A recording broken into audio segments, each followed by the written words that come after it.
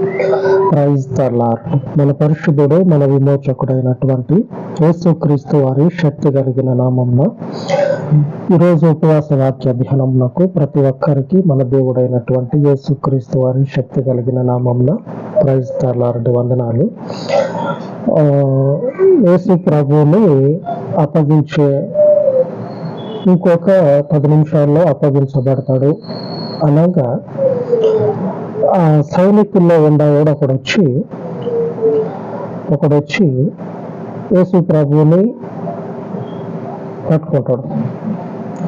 సిలువ వేయటానికి తీసుకుపోవటానికి వస్తారు, పట్టుకోవటానికి. అట్లా వచ్చినప్పుడు ఒకడొచ్చి పట్టుకుంటే పక్కన ఉన్నటువంటి ఒకడు శిష్యుడు ఎదుటిన పోయి ఆ పట్టుకున్న సైనికుడి చెవిని ఏం చేస్తాడంటే నరుకుతుంది. ఆ చెవి అంతవరకు ఊడిపడుతుంది. అలాగనే రాస్తున్నది ఊడిపడుతుంది. ఆ తర్వాత యేసు ప్రభు ఒక మాట ఏమంటాడంటే, ఇట్లాగ చేయాలంటే మనుష్య కుమారుడికి అధికారం ఉంది కానీ చెయ్యడు. అది కాకుండా పాత నిబంధన కాలంలో జరిగినటువంటి ఘోరమైన యుద్ధాల కంటే ఇంకా ఘోరంగా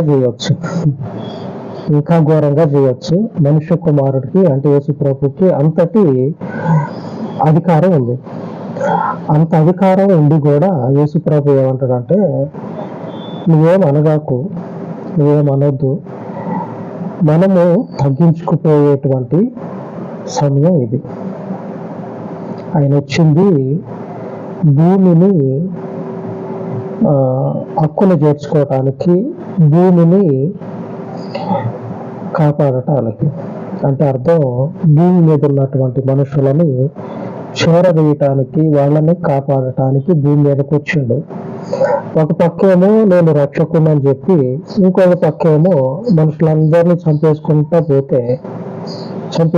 పోతే అర్థం ఏది? అర్థం ఉండాలి కదా. వాళ్ళ పేరు ఉంటుంది, ఒక్కొక్కరి పేరు వాళ్ళ జీవితంలో కనపడాలని ఆ పేరు పెడితే ఆ పేరుకి పూర్తి విరుద్ధంగా వాళ్ళ జీవితం ఉంటుంది. మనం అక్కడక్కడ చూస్తూ ఉంటాం కొన్ని సందర్భాల్లో. యేసు ప్రభు ఏమంటా ఉన్నాడంటే, రక్షకుడు, మెస్సయ్య, క్రీస్తు, యేసు అనేటువంటి మాటలకు అర్థం ఏమొస్తుందంటే పరిశుద్ధుడు, రక్షకుడు, అభిషిక్తుడు. మెస్సియా అంటే అభిషిక్తుడు, రక్షకుడు అని ఇట్లాగా ఆయన గురించి అనేక చోట్ల అనేక మాటలు రాయబడ్డాయి. మరి ఈ పేరుని తుడిపేద్దామా? మనుషుల్ని చంపి వాళ్ళ మీద యుద్ధాలకి, గొడవలకు దిగి దేవుడిచ్చినటువంటి ఆ కట్టడాలను విడిచిపెడితే ఇప్పుడు భూమి మీద ఏం జరుగుతుంది? మొదటి నుంచి ఏది జరిగిందో ఇప్పుడు కూడా అదే జరుగుతుంది. బలాత్కారం అంటే నెమ్మదిగా బతికేటోడిని బతకనియ్యరు. బలాత్కారం జరుగుతూనే ఉన్నది. ఆ నోవహు కాలం నుంచి, అంతకుముందు హానోకు, వీళ్ళ పేరేంది, ఆదాము కొడుకైనటువంటి ఈ ఇద్దరున్నారు కదా కొడుకులు, వాళ్ళల్లో హేబేలు, కయీను. ఇక్కడ నుంచి బలాత్కారం జరుగుతూ ఉన్నది. వీటిని అన్నిటినీ మానపటానికి ఆయన వచ్చినటువంటి ఆయన్ని బలాత్కారంగా పట్టుకొని తీసుకుపోతా ఉంటే పక్కనుండవాడు దుడుకు స్వభావంతో గొడవకు దిగి ఆ సైనికుని చెవిని తెగ నరికిన తర్వాత యేసు ప్రభు అంటాడు, నేను ప్రార్థన చేస్తే, నేను చెయ్యి పెడితే వెనుకటి రోజుల్లో అద్భుతాలు జరుగుతూనే ఉన్నాయి, స్వస్థపడుతూనే ఉన్నారు. ఇప్పుడు కూడా స్వస్థతలు జరుగుతూనే ఉన్నాయి. నా మీదకి వచ్చినటువంటి వాళ్ళ గురించి నేను దేవునికి ప్రార్థన చేస్తే ఆయన 12 సేనా వ్యూహాల కంటే ఎక్కువ మందిని, దేవుని దూతల్ని నా కోసం పంపిస్తాడు. మీరు కాదు, వచ్చినటువంటి దేవుని సైన్యాలే వీళ్ళకి తగినటువంటి గుణపాఠం చెప్తుంది. నేను చేయలేను ఆ పని అని యేసు ప్రభు అంటాడు. 12 సేనా వ్యూహాలు అంటే అర్థం ఏంటంటే ఒక్కొక్క సేనకు వచ్చి 6,000 మంది దేవుని దూతలు ఉంటారంట. ఆ లెక్కన మీరు ఆలోచన చేయండి. అప్పుడు ఒక్కొక్క సేనలో 6,000 మంది అంటే 12 సేనలకి కలిపి 12 ఇంటూ 6 ఎంతమంది ఉంటారో కౌంట్ చేస్తే మీకే తెలిసిపోతుంది. ఇంకా 12 సేనా వ్యూహాలని అంతవాటికి ఫుల్ స్టాప్ పడిపోవాలి. 12 సేనా వ్యూహాల కంటే ఎక్కువ మంది నా కోసం వస్తారని యేసు ప్రభు చెప్తా ఉన్నారు.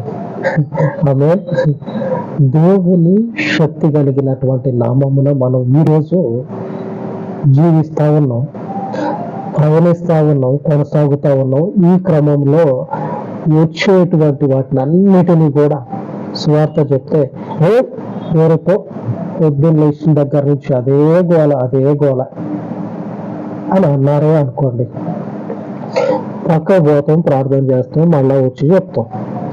విన్నానాడు ఏదో ఒక రోజు వింటాడు, అంగీకరిస్తాడు.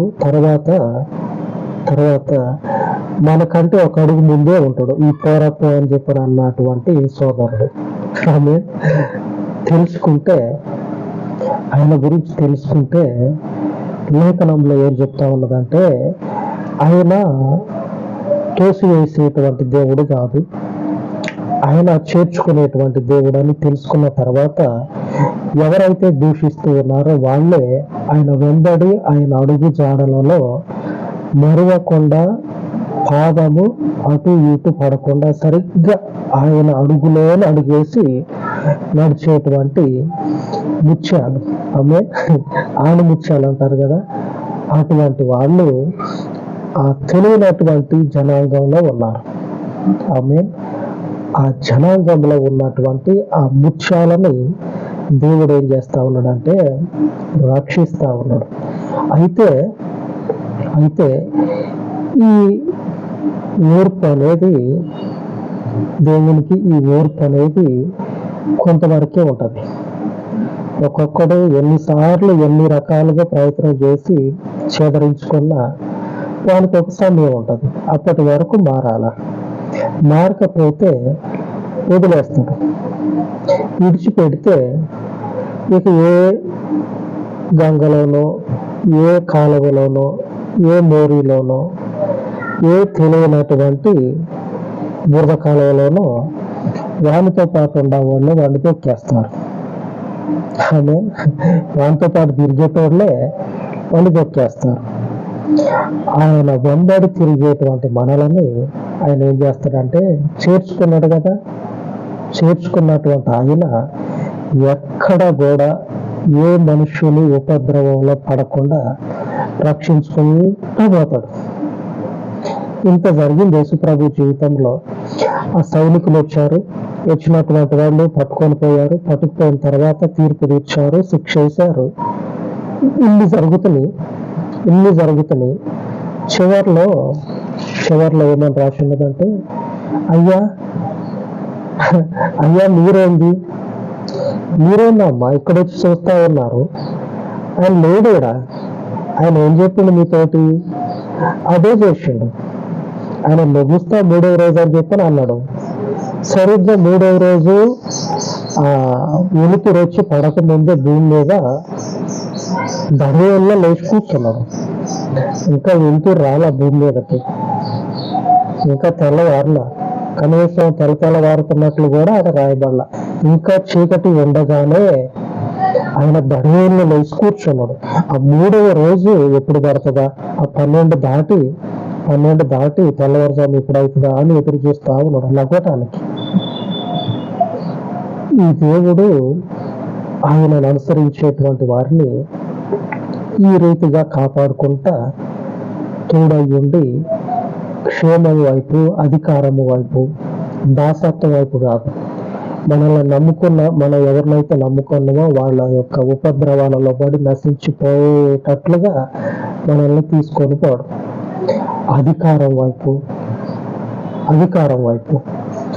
దేవుని శక్తి వైపు యేసు ప్రభుని ఎలాగైతే నడిపించుకుంటా పోయిందో మనల్ని కూడా అలాగనే నడిపించుకుంటా పోతాడు. ఆమె మన దేవుడు అంతటి శక్తిమంతుడు, అంతటి కృప కలిగిన దేవుడు, అంతగా ఆయన దగ్గరకు మనల్ని చేర్చుకునేటువంటి దేవుడు. ఆమె దేవునికే సమస్త మహిమ కలుగును గాక. దేవునికే నరుడికి కాదు, దేవునికే. ఒక అధికారి దగ్గరికి పోయిన అంబడే నిల్చున్నాం అనుకోండి, ఎదురుగా చెదరించుకుంటాడు. తెలకుండా ఎందుకు వచ్చినారా నువ్వు నాడు అని చెదరించుకుంటాడు. అట్లాగా అధికారం కలిగినోడు, మన కళ్ళ ముందు ఉండవాడు ఇలాగ మాట్లాడతాడు. సర్వోన్నతుడైనటువంటి దేవుడు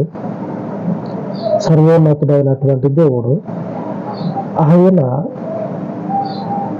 నరుని నాసికారంధ్రాల్లో ఆయన జీవాన్ని పెడితే బ్రతుకుతున్నటువంటి మనుషుడు, ఈ మనుషుణ్ణి దేవుడు ఏం చేస్తా ఉన్నాడంటే చూస్తా ఉన్నాడు, దగ్గరికి చేర్చుకోవటానికి. 1 కాదు 2 సార్లు కాదు, అనేక మార్లు వాళ్ళు వచ్చేంత వరకు, వాళ్ళ హృదయాలు మార్పు చెంది వచ్చేంత వరకు వారి వైపు వారిని చేర్చుకోవటానికి చూస్తూనే ఉన్నాడు. మరి వీడు మన కళ్ళ ముందు ఉన్నటువంటి ఏదో ఇంత అధికారం చేతిలో ఉన్నది కదా అని చెప్పనని ఈ మనుషుడు పోయిన ఒక్కసారి కూడా కనీసం చూడకుండా ఎందుకు వచ్చినా అడుగుతాడు. ఇట్లా ఉంటారు మనుషులు, అధికారం ఉండేవాళ్ళు. సర్వోన్నతుడైనటువంటి దేవుడు ఏమంటా ఉన్నాడంటే, ఈరోజు మన వాక్య ధ్యానము యోబు గ్రంథంలో 36వ అధ్యాయము 5వ వచనంలో ఇలాగ రాయబడి ఉన్నది. ఆలోచించుము, దేవుడు బలవంతుడు గాని ఆయన ఎవరిని తిరస్కారము చేయడు. ఇప్పుడు ఆలోచన చేయండి మీరు. ఇప్పుడు ఈ అధికారం ఉన్నటువంటి మనుషుడు, ఇటు దేవుడు బలవంతుడు. ఎంతటి బలవంతుడు అంటే, మన ముక్కుల్లో గాలి పీల్చుకుంటా ఉన్నాం కదా, ఆ ముక్కుల్లో ఆయన జీవవాయువుని ఊదితే ఆ జీవవాయువుని పీల్చుకున్న మనుషుడు ఇప్పుడు బతికున్నాడు. ఈ బతుకున్న మనుషుడు దేవుడు పెట్టినటువంటి భిక్ష. ఈ భిక్ష వేసినటువంటి ఈ బలవంతుణ్ణి ఒకసారి ఆలోచన చేయండి. ఈ బలవంతుడే తిరస్కరించడంట. ఆమె పరిశుద్ధుడైన దేవునికి మాత్రమే స్తోత్రము కలగాల. ఎందుకంటే బలవంతుడు బలహీనుణ్ణి, అందున ఆ బలవంతుని ద్వారా ఉద్భవించినటువంటి ఈ నరుడిని తిరస్కరించకుండా ఆ నరుని అయితే దినమంతా కాదు కానీ ఆ మనుషుడు వచ్చేంత వరకు చూస్తూనే వెళ్ళడంట. ఆమె యేసు ప్రభు కూడా అందుకే అన్నాడు, నువ్వేమనుకో ఈ సమయము భూమికి ఇవ్వబడ్డది. ఈ సమయము ఆయన వచ్చేంత వరకు ఈ నిరీక్షణ, ఈ ఓర్పు అనేది భూమికి దేవుడు అనుగ్రహించి ఉన్నాడు. ఈ ఓర్పుని ఏం చేయాలంటే సార్థకం చేసుకోవాలా. దేవుడు భూమి మీద అంతటి ఓర్పును పెట్టాడు. దేవుడే భూమిని ఏమన్నా చేద్దామా అని దేవుడు చూస్తే యేసు ప్రభు అనేటువంటి ఓర్పు ఈ భూమి మీద దేవునికి కనపడతా ఉంటే దేవుడు ఏం చేస్తుందంటే ఓర్పు యేసు ప్రభువుని చూసి తల పక్క తిప్పుకుంటా ఉన్నాడు. ఈ యేసు ప్రభువులో ఏమన్నదంటే మనుషునికి పాపక్షమాపణ ఉన్నది. ఈ పాపక్షమాపణ ఎవరిని తిరస్కారము చేయకుండా చేర్చుకోవటం కోసం ఆ మనుషుల వైపు చూస్తూ ఉన్నది. ఎప్పుడొస్తారా వీళ్ళు చేర్చుకుందామని. ఆమె ఈ ఓర్పు అనేది ఎప్పటి వరకు ఉంటుందంటే ఆయన యేసు ప్రభు తిరిగి వచ్చేంత వరకు ఈ యేసు ప్రభు అనేటువంటి ఈ ఓర్పు భూమి మీద ఉంటూనే ఉంటది. యేసు ప్రభు ఎప్పుడైతే రెండోసారి తిరిగి వస్తాడో అప్పుడు ఓర్పు పక్కకు పోయి దేవుని ఉగ్రత భూమి మీద కుమ్మరించబడుతుంది. కుమ్మరించబడిన తర్వాత ఇక ఓర్పు ఒకసారన్నా చూడండి, ఇంకొకసారి బాబు అని ఎన్నిసార్లు అన్నా లేదు. ఇక అప్పుడు సమయం ఉండగానే ఏం చేయాలంటే తిరస్కరించినటువంటి ఆయన వద్దకు మళ్ళుకోవాలి. సమయం దాటిపోతే ఏం చేస్తాం? మనకి కూడా సమయాలు ఉన్నాయి. మనకి కూడా సమయం ఉంది. మనుష్య మాతృడు కూడా మనుషునికి సమయాన్ని పెడతా ఉన్నాడు, ఈ టైం అని. ప్రతి దగ్గర సమయం ఉన్నది, దేవుని దగ్గర కూడా ఉంటది. ఆ సమయాన్ని సద్వినియోగం చేసుకొని ఆయన తిరస్కరించినటువంటి దేవుడు బలవంతుడు. ఆ బలవంతుని యొద్దకు మళ్ళుకుందాం. ఆమె ప్రైజ్ తల్లారంటూ పరిశుద్ధుడైన దేవునికే మహిమ కలుగును గాక. అలాగే ప్రార్థన చేసుకుందాం.